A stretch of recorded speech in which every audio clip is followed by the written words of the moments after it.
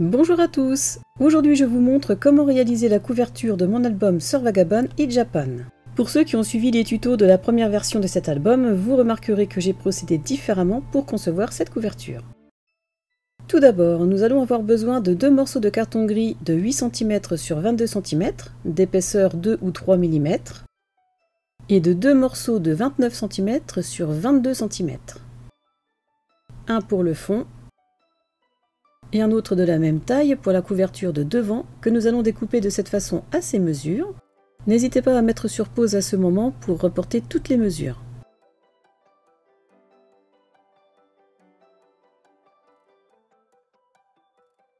Il faudra couper 1 mm supplémentaire sur chacun de ces bords pour que l'ouverture et la fermeture de l'album soient facilitées puisque nous ajouterons de l'épaisseur avec le papier qui la couvrira.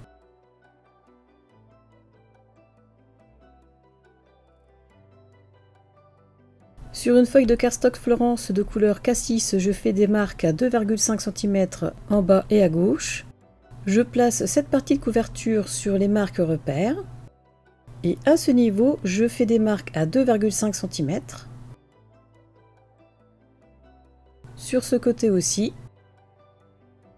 Mais aussi en bas et en haut de ce côté.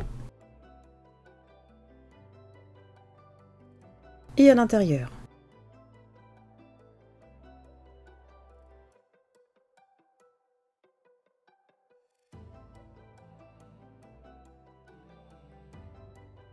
Je trace mes lignes par rapport aux repères.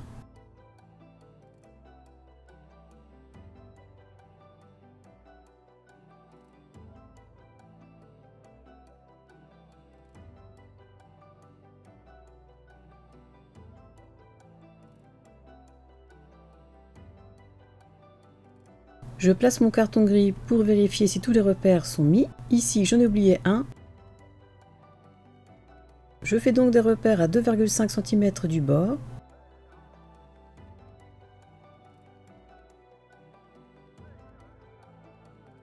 Et je trace ma ligne repère. Je coupe le contour. Sur un autre cardstock, je fais les mêmes repères à 2,5 cm. Je place ce deuxième morceau de couverture. Et comme pour la première partie, je vais faire des repères à 2,5 cm de chaque bord. Une fois toutes les lignes repères tracées, je peux découper. Nos deux cardstocks sont coupés aux bonnes mesures. Nous allons pouvoir à présent les coller. Comme il s'agit de cardstock et que la surface à coller est assez grande, j'ai choisi d'utiliser une spatule en silicone afin d'étaler la colle de façon homogène.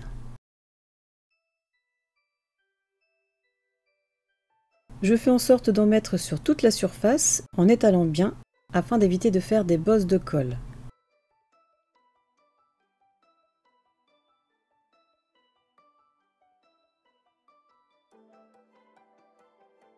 Une fois complètement encollé, je vais le positionner au niveau des marques repères à 2,5 cm des bords. Et une fois bien placé, j'appuie.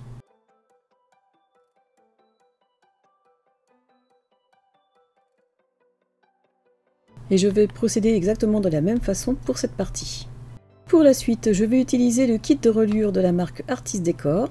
Je vais placer cette pièce du kit dans tous les coins de ce pan de couverture. Je trace des repères.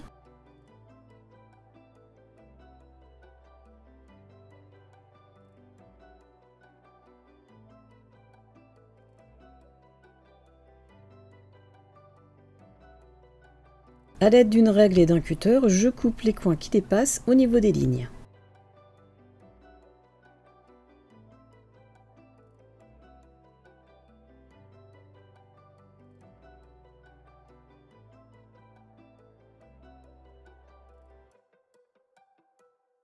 Pour faire les deux coins intérieurs, je vais utiliser le même outil de ce set, mais je vais l'utiliser de cette façon. Je place l'intérieur de l'outil contre le bord de la couverture, je me décale d'environ 1 mm et je trace la diagonale. Je fais la même chose avec le coin du haut.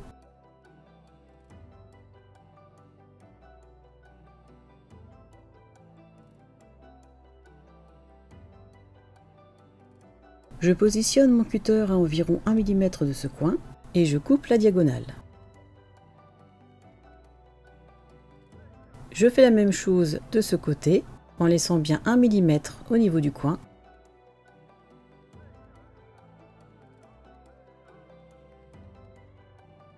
Tant qu'à faire, je fais aussi ces deux coins.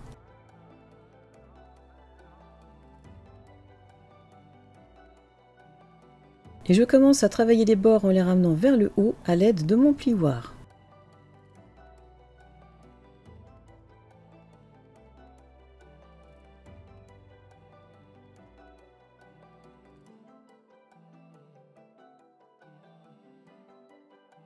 Je ne travaille pas ce grand bord tout de suite. Ensuite, tout en conservant le premier pli, je vais plaquer tous les bords sur la cartonnette en appuyant légèrement pour que le pli soit propre. Et je le fais avec tous les bords que j'ai remontés précédemment.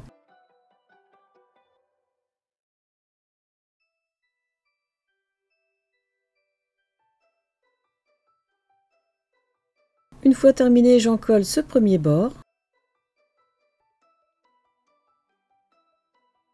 J'étale la colle.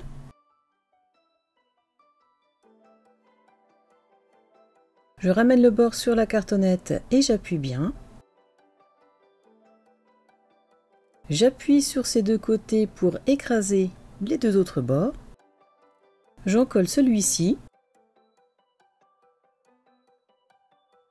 Je le ramène sur le carton gris comme pour le précédent. Idem pour celui-ci.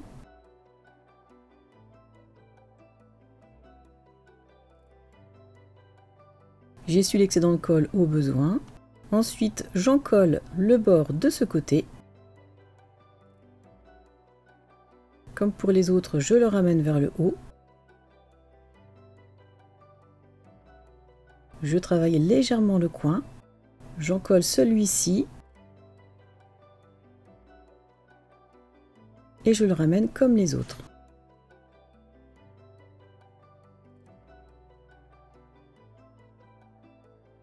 Et enfin, je m'occupe des deux derniers.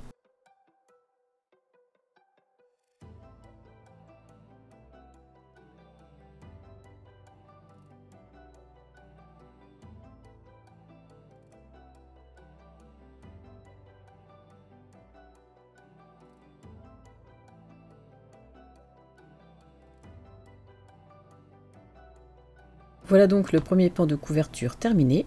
Hors caméra, j'ai préparé le deuxième et je vais vous montrer une petite astuce pour combler le jour qui se trouve à l'intérieur de ces coins. J'ai récupéré les coins que nous avons coupés tout à l'heure. J'en encolle un.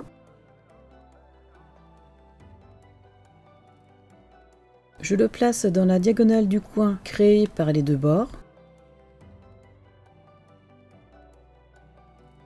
Je retire l'excédent de colle et j'appuie.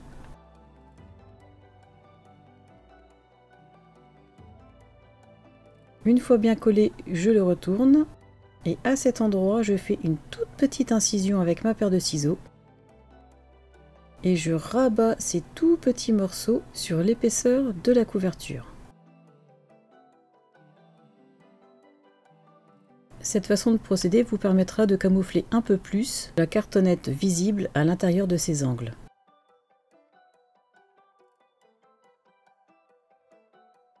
Je procède de la même façon pour le deuxième. J'encolle un coin que nous avons coupé tout à l'heure. Je le positionne dans la diagonale formée par les bords. J'appuie bien.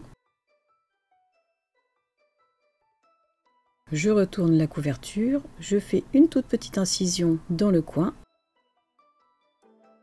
Et je rabats ces tout petits morceaux incisés sur l'épaisseur du carton gris. Ensuite, j'encolle le bord restant de cette partie de couverture.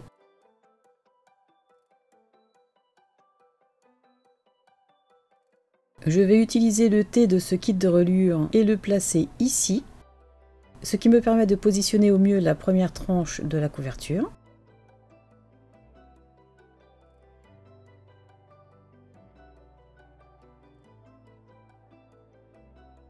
Une fois placé, je retourne et j'appuie bien.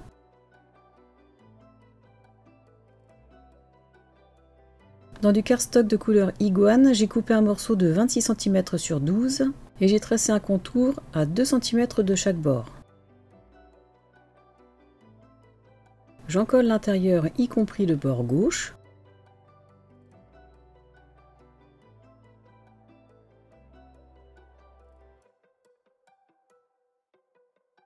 Je prends cette première partie de couverture et je positionne la première tranche à la limite des bords des 2 cm, comme ceci.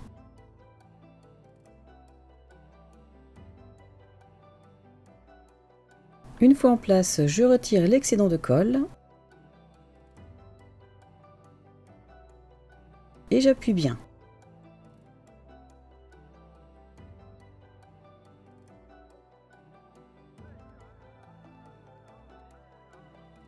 Ensuite, je repositionne mon thé sur le bord de cette tranche.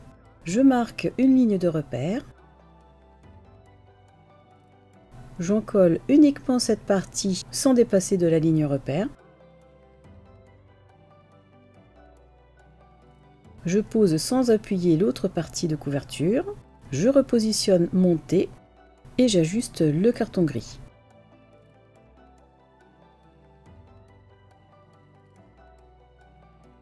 Et bien sûr, j'appuie bien. Je prends l'autre tranche de 8 cm sur 22 cm. Je place mon thé ici. Je trace ma ligne de repère. J'encolle cette partie sans dépasser ma ligne de repère. Je place le carton gris sans appuyer sur le cardstock. Je repositionne mon thé. J'ajuste la tranche. Une fois tout ajusté, je peux appuyer.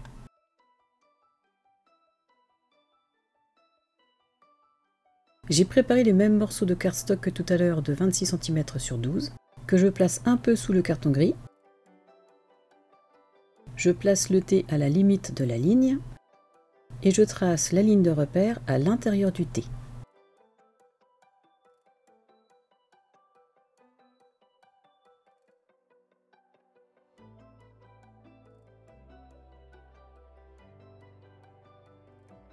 J'encolle cette partie sans déborder sur la ligne. Je positionne mon cardstock sous le carton gris. Je replace le thé. J'ajuste par rapport à la ligne de repère.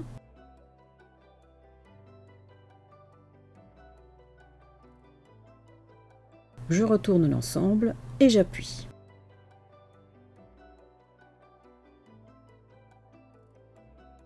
Il nous reste enfin à relier ces deux parties. Je vais placer cette tranche sur la ligne repère.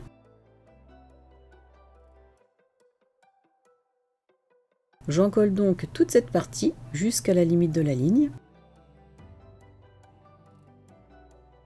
en encollant aussi ce côté. J'étale la colle.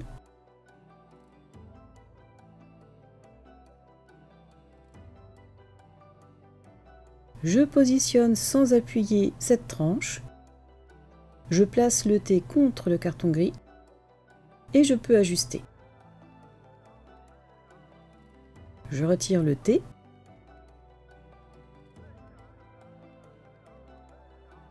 Je retire l'excédent de colle s'il y en a.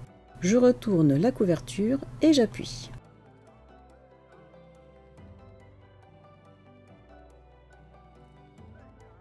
Je prends un morceau de cardstock de couleur cassis que je taille aux bonnes mesures en laissant dépasser 2 cm en haut et en bas. J'encolle toute cette partie de carton gris visible, comme tout à l'heure en étalant avec la spatule en silicone.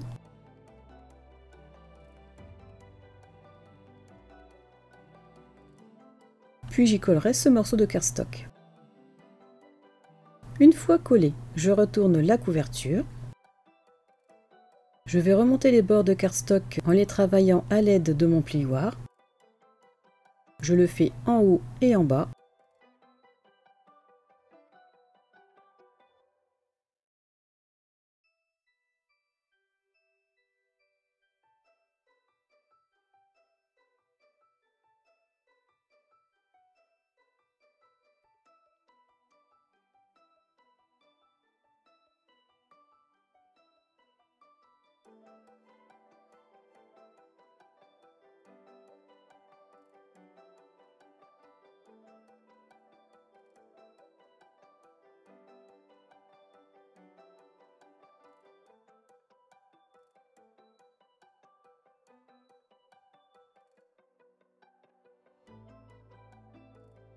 J'en colle le premier bord de cette tranche. Je le remonte en le tendant légèrement. Je le fais adhérer sur le carton gris.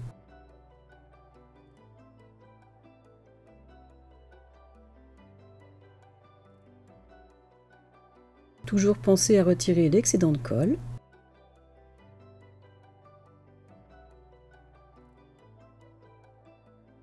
Ensuite, j'encolle le bord de la couverture de fond.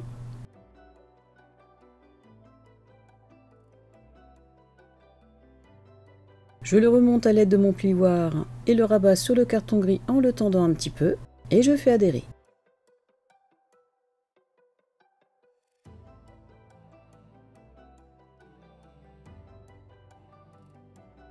Pareil pour le bord de cette tranche.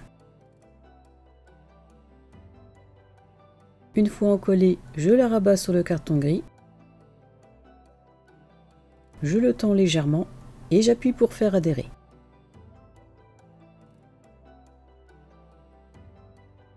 Et je procède de la même façon pour le bord haut.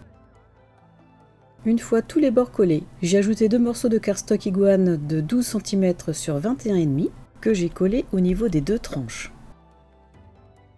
Je commence à travailler les plis de tranche doucement de cette façon. J'appuie légèrement en remontant tout doucement un petit peu le pan de couverture.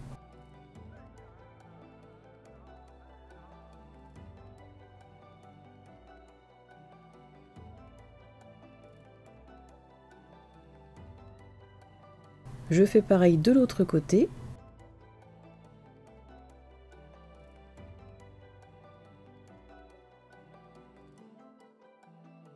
Et je n'hésite pas à retravailler les plis pour les assouplir au maximum, sans prendre le risque de craquer le papier. Voilà ce que nous obtenons une fois les plis bien marqués. Dans cette chute du bloc 30-30, j'ai coupé 4 morceaux de 1,5 cm sur toute la longueur. Et j'y ai ajouté un morceau de ruban d'environ 7 mm de largeur en leur centre.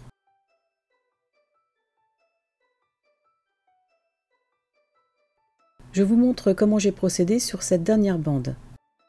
Je dépose une ligne de colle sur toute la longueur. Je prends le ruban. Je le positionne en tirant légèrement aux 2 extrémités et je le place au milieu.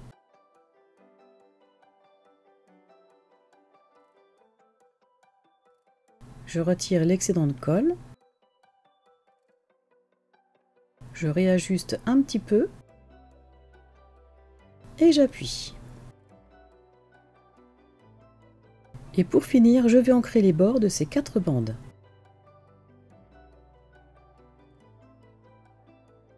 Je prends une de ces bandes décoratives que j'encolle.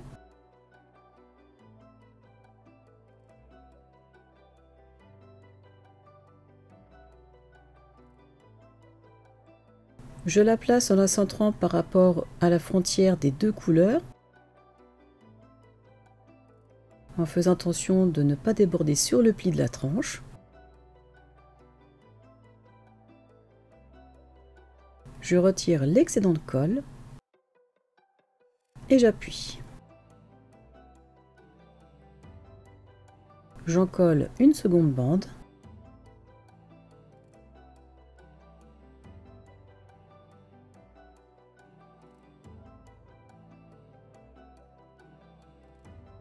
Je la place à l'autre extrémité de la tranche, toujours en prenant garde de ne pas dépasser sur le pli de la tranche. Et j'ajuste encore un peu avant d'appuyer pour coller.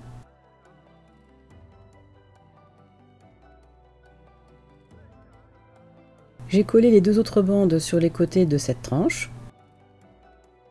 Je retourne la couverture. J'en colle le morceau de bande qui dépasse.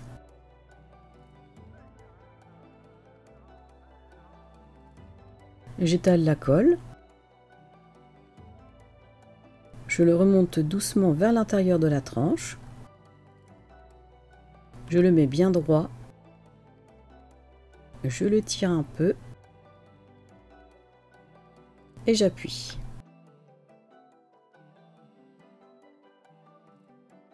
Je fais la même chose avec celui du haut.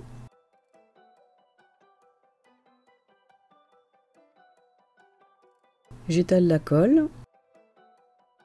Je le ramène vers l'intérieur de la couverture en le centrant. J'appuie un peu sur l'épaisseur de couverture.